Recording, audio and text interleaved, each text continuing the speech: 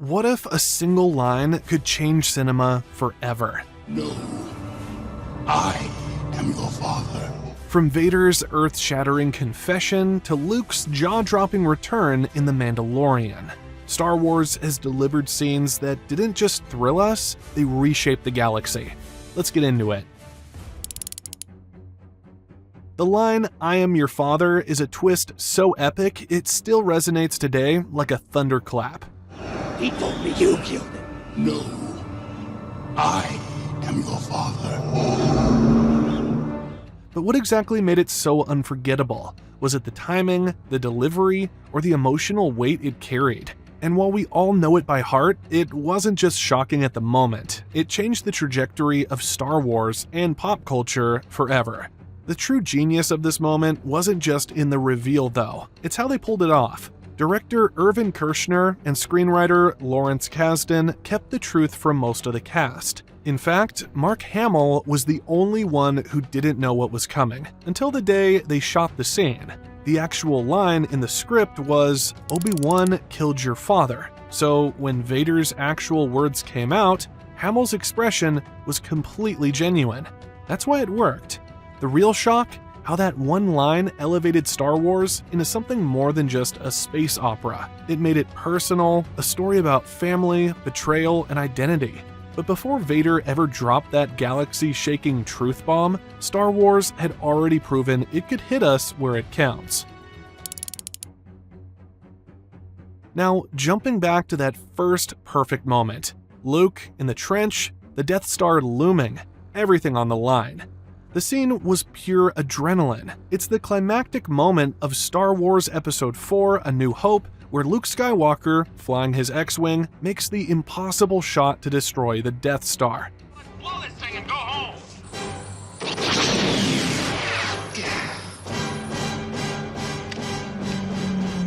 Stand by.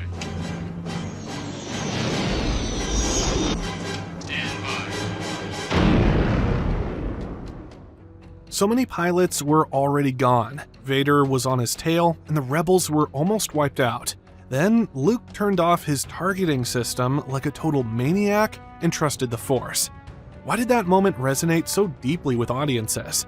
Was it because it spoke to something ancient? The battle between logic and faith, machine and man, destiny and doubt? The fact that he actually pulls it off, though, was epic. You'd think after blowing up the Death Star, the rebels would get a breather. Nope, The Empire Strikes Back opens with one of the most brutal wake-up calls in sci-fi, the Battle of Hoth. Remember how A New Hope ended with triumph and medals? Hoth is the complete opposite. Frozen wasteland, giant metal beasts stomping through the snow, and our heroes running for their lives.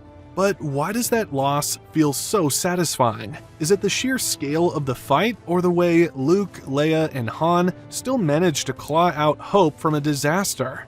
Somehow, the escape itself became the victory, and it set the mood for a movie that never once played it safe. If Hoth was the moment Star Wars showed us that even heroes can lose, then Duel of the Fates was where it whispered that the galaxy's fate doesn't hinge on battles, it hinges on choices.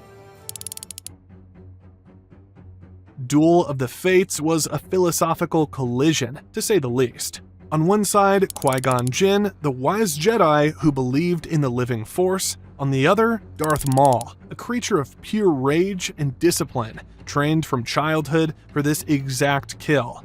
Obi-Wan caught between them, fighting not just for survival, but for his future. If Qui-Gon had lived, would Anakin's path have been different?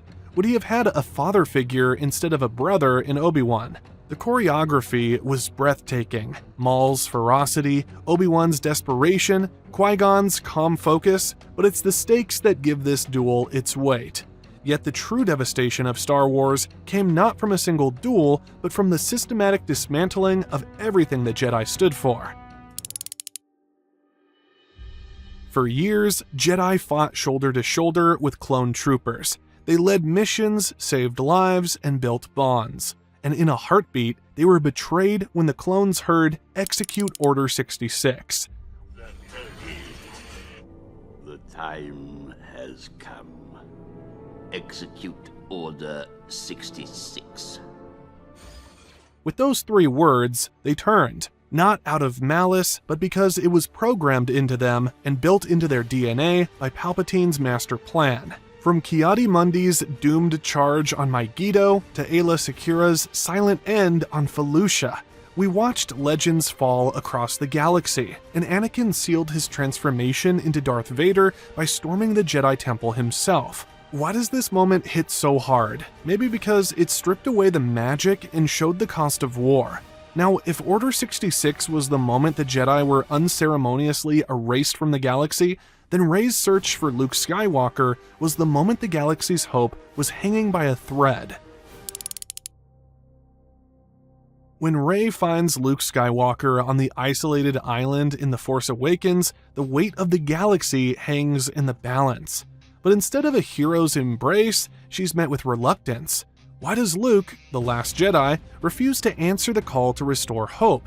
This pivotal moment isn't just about Rey finding Luke, it's about the weight of legacy and the search for who we are in a world full of expectations. Is Rey truly ready for this responsibility, or is she just a symbol of something greater? The visual, Rey on that cliff, winds whipping around her, speaks volumes. And what does Luke's refusal tell us about the man he's become after all these years of exile? Rey's search for Luke marked the collision of legacy, but the ultimate price of hope was made painfully clear in Rogue One, where Cassian and Jyn's sacrifices paved the way for Vader's ruthless rampage.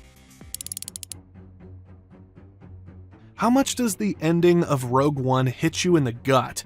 Cassian and Jyn meet a tragic end, but why does it feel so right that they go down fighting for something bigger than themselves? Their sacrifice wasn't in vain. As they perish, the stolen Death Star plans are transmitted, and within moments, Darth Vader is tearing through rebel soldiers like a force of nature. It's a terrifying reminder of the price of hope. But here's the question. Without Cassian's sacrifice, does the rebellion ever stand a chance? Vader's hallway massacre isn't just a chilling sequence, it's the painful, inevitable consequence of Cassian and his team's success. Without them, there's no chance for Leia to carry the plans forward. Cassian and Jyn's heroic sacrifice in Rogue One may have sealed the rebellion's future. But just as hope was passing through their hands, Admiral Akbar's infamous "It's a trap" in Return of the Jedi reminded us that no victory is ever secure.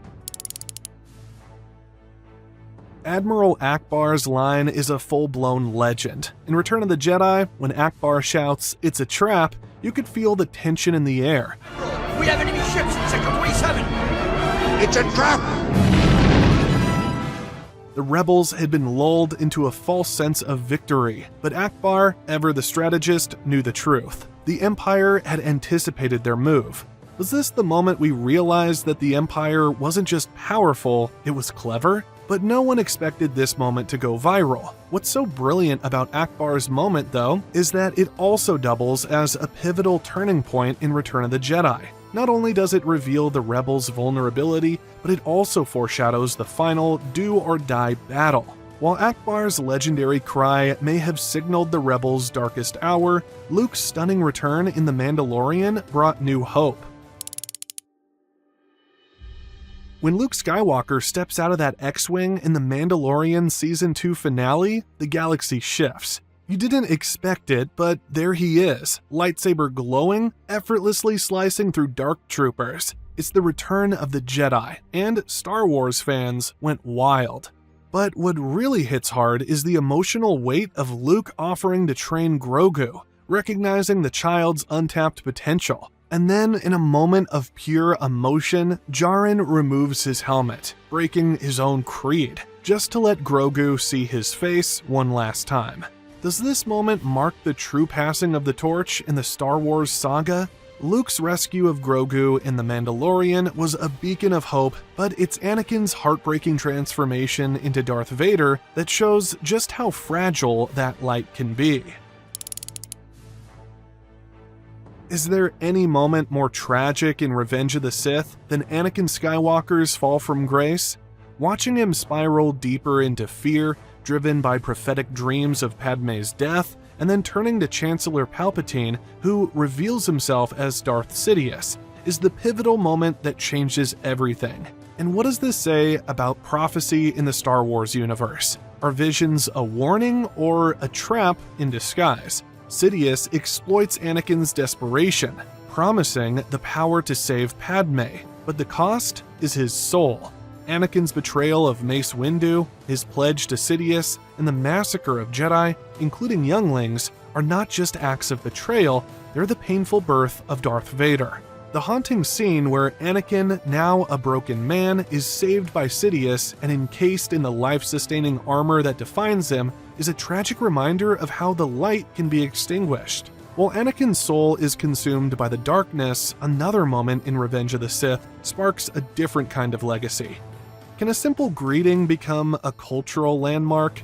In the galaxy of Star Wars, absolutely. Hello there. Hello there, first uttered in A New Hope by Alec Guinness's wise and gentle Obi-Wan Kenobi, was originally just a calm introduction to R2-D2 and an unconscious Luke. But who would have guessed this quiet moment would echo through the decades? Then came Revenge of the Sith, where Ewan McGregor's Obi-Wan dropped in, literally, and delivered the same line to General Grievous with cool confidence and a smirk. Hello there. That one-liner didn't just initiate a duel, it sparked a meme empire.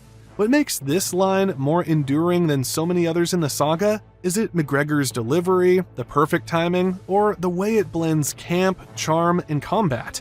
While Hello There may have launched a meme empire, the Star Wars universe has always been about more than just catchy one-liners. It's about the moments that leave a lasting emotional impact. Here are some honorable mentions we can't forget. These ones barely missed the cut. Remember that fiery, brutal duel on Mustafar in Revenge of the Sith? It's not just the lava or the lightsabers that made that scene unforgettable. It was Obi-Wan's voice cracking as he yelled, "You were my brother, Anakin. I loved you." You were my brother, Anakin. I loved you.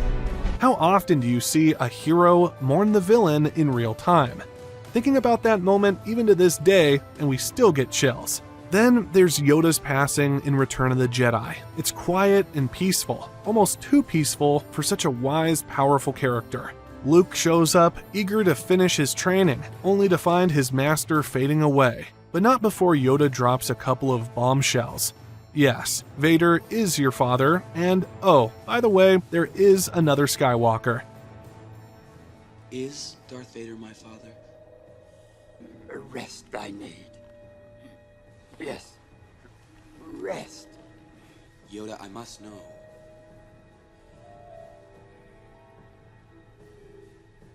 Your father is. That one line planted the seed for a whole new layer to the story. Fast forward to Star Wars Rebels, and Obi-Wan returns in a way that's subtle, emotional, and honestly beautiful. In Twin Sons, he faces off against Darth Maul, his old enemy, still driven by rage. But the duel is over in seconds. Why does this short fight carry more weight than any long-winded battle? Maul, dying, asks if the one Obi-Wan is protecting is the chosen one. Obi-Wan simply says, he is. Is it the chosen one? He is. It's such a short exchange, but it's layered with years of pain, growth, and acceptance. So which of these moments sticks with you the most? Comment down below. And if you enjoyed this video, be sure to like and subscribe for more.